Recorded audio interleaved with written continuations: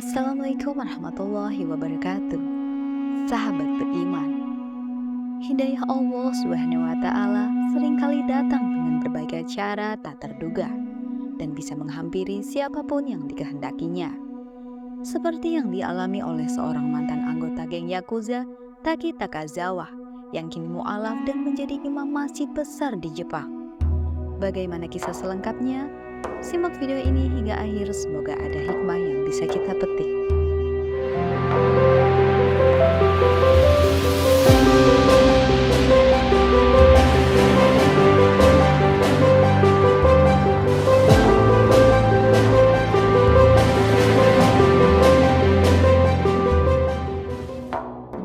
Inilah kisah Taki Takazawa.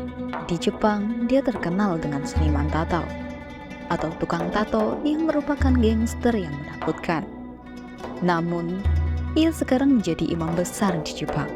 Seperti diketahui, hidayah Islam dapat datang kapan saja dan di mana saja sesuai kehendak Allah Subhanahu wa taala. Seperti yang dialami Taki Takazawa yang dikenal sebagai seorang paling ditakuti di Jepang. Namun ternyata akhirnya dia mantap masuk Islam. Taki Takazawa lahir serta besar di keluarga khas Jepang. Pendidikan terakhir dia tempuh sampai SMP. Dia pun sempat masuk SMA, namun akhirnya cuma bertahan 1 tahun. Kegemarannya pada seni tato dimulai usai Taki Takazawa keluar dari SMA. Taki Takazawa mengaku mempelajari cara menato secara otodidak tanpa bimbingan siapapun. Selama 20 tahun, dia menekuni dunia tato. Selama itu pula, Taki Takazawa memenuhi badannya sendiri dengan tato. Taki Takazawa adalah tukang tato para anggota kelompok mafia paling ditakuti di Jepang, yaitu Yakuza. Penampilannya begitu menakutkan dengan rambut gondrong dan dipenuhi dengan tato. Kisahnya menjadi mu'alaf berawal ketika bertemu seorang ulama secara tidak sengaja. Pada waktu itu, Taki Takazawa sedang berada di Shibuya. Pandangannya tiba-tiba tertuju kepada seorang berkulit putih memakai baju dan sorban putih dan berjenggot putih. Pria bersorban putih itu tidak terpengaruh dengan penampilan Taki Takazawa yang tampak lebih muda, berwajah garang dengan badan yang penuh tato. Lalu pria bersorban itu tetap menyerahkan sehelai pamflet kepada Taki Takazawa. Siapa sangka pertemuan yang tak disengaja antara Taki Takazawa dengan seorang serba putih itu sangat membekas dalam ingatan. Orang itu memberikan sebuah kertas dan menyuruh Taki Takazawa untuk membaca kalimat yang tertera di dalamnya. Setelah disuruh membaca kalimat yang ada di kertas tersebut, dia pun menurutinya. Namun Taki Takazawa tidak sadar, rupanya kalimat tersebut merupakan 2 kalimat syahadat, sebuah pengakuan keesaan Allah Subhanahu wa taala dan Nabi Muhammad SAW sebagai utusannya. Saat itu, Taki Takazawa adalah penganut kepercayaan Shinto seperti kebanyakan penduduk Jepang lainnya. Shinto merupakan sebuah agama yang berasal dari Jepang. Perlu untuk kita ketahui, dalam agama Shinto tak ada konsep Tuhan. Mereka percaya adanya dewa-dewi, roh atau kekuatan suci yang mendiami satu tempat. Konsep Tuhan yang mereka pahami adalah lewat kekuatan alam, makhluk kabut, dan juga roh orang mati. Penganut agama Shinto di Jepang menyembah dewa atau roh matahari Amaterasu. Konsep Tuhan dalam kepercayaan Shinto adalah semua benda di dunia, baik yang bernyawa ataupun tidak, pada hakikatnya memiliki roh atau kekuatan, jadi wajib dihormati. Sebagaimana diketahui, Jepang adalah minoritas Muslim. Penduduk Jepang mayoritas beragama Shinto. Namun siapa sangka, kini Taki Takazawa berubah 180 derajat. Perubahan besar dalam hidup dialaminya setelah ia memutuskan untuk menjadi seorang Muslim. Setelah membaca kalimat syahadat tersebut, dia begitu kesulitan memahami keseluruhan maksud dan maknanya. Kendati demikian, Taki Takazawa mengaku pernah mendengar sepintas tentang nama Allah dan Muhammad. Taki Takazawa malah dibuat penasaran dan terus mencari tentang makna yang ada di balik pesan kalimat 2 kalimat syahadat itu. Dia pun mempelajari berbagai agama sebelum akhirnya memutuskan masuk Islam dan mengganti namanya dengan Abdullah yang berarti hamba Allah Subhanahu wa Ta'ala. Pencarian Taki Takazawa pun berakhir saat mendapat hidayah dari Allah Subhanahu wa Ta'ala. Dia lalu mengakhiri pencarian makna tersebut dengan memutuskan menjadi seorang mu'alaf. Seperti yang kita ketahui, hidayah Allah Subhanahu wa Ta'ala memang tidak pernah bisa diduga kepada siapa dan kapan diberikan. Sebab Taki Takazawa dulunya merupakan salah seorang yang paling ditakuti di Jepang. Dia sebelumnya juga adalah seorang yang bertato dan kemungkinan besar banyak terlibat dalam hal-hal yang jauh dari sifat baik. Namun atas hidayah Allah Azza wa Jalla yang diberikan, akhirnya Taki Takazawa bisa memeluk Islam. Dia pun bertemu dengan sosok serba putih yang mengubah hidupnya.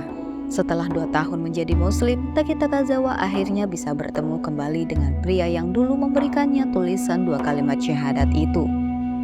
Ternyata beliau adalah Syekh Naimatullah, salah seorang imam di Masjid Nabawi, Madinah, Arab Saudi. Saya sangat bersyukur bisa bertemu dengannya, ucap Taki Takazawa.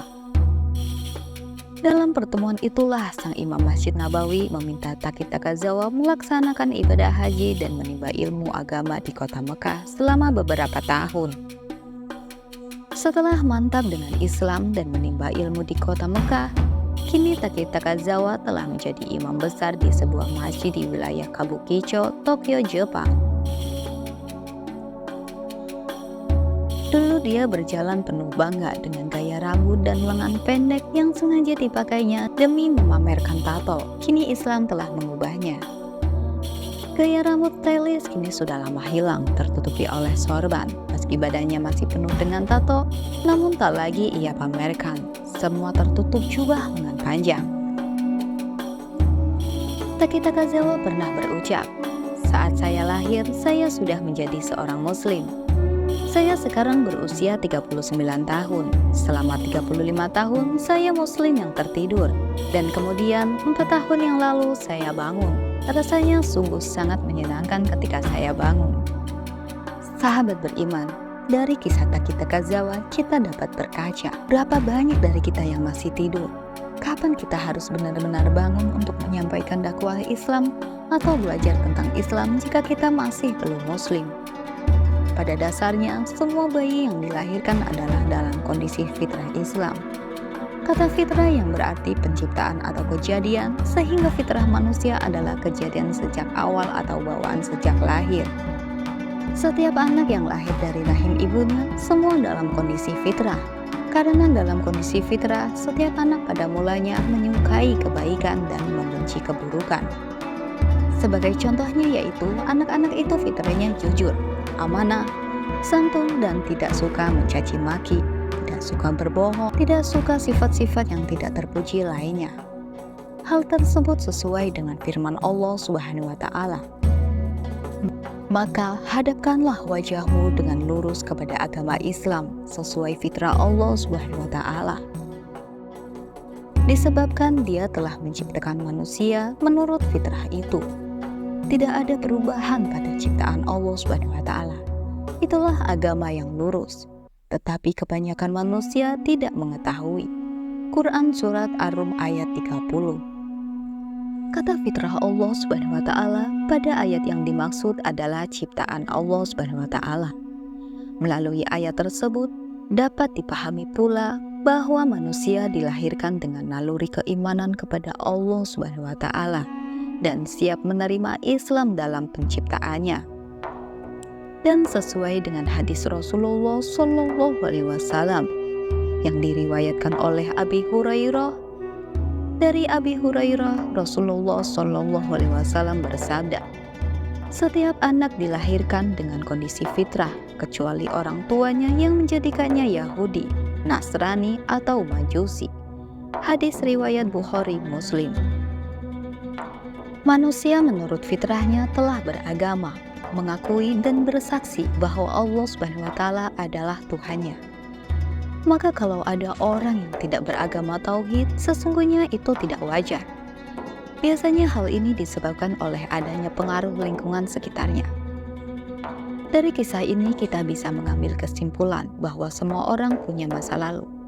Seburuk apapun itu, jika Allah Subhanahu wa Ta'ala sudah menghendaki, maka Dia akan turunkan hidayah dan membuat seseorang bisa kembali ke jalannya.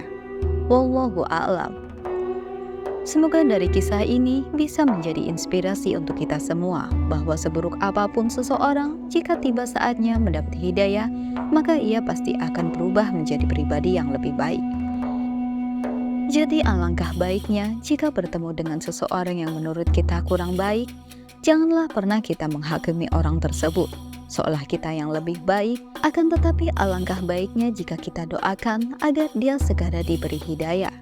Karena itulah yang disampaikan Rasulullah SAW, agar kita selalu berbuat baik kepada siapapun. Tugas kita hanyalah berbagi kebenaran dengan mereka dan mengajak mereka kembali ke Islam. Nabi Muhammad SAW tidak bisa memberikan hidayah kepada setiap orang yang dicintainya, meskipun dia menginginkannya, karena Allah lah yang membimbing. Demikianlah kisah Taki Takazawa yang dapat kami sampaikan. Semoga apa yang disampaikan tadi dapat memberi manfaat dan kebaikan bagi kita semua. Tentunya kesempurnaan hanya milik Allah Subhanahu wa Ta'ala. Oleh karena itu, kami memohon maaf atas ucapan yang tidak mengenakan bagi para pendengar. Akhirul kalam, wassalamualaikum warahmatullahi wabarakatuh.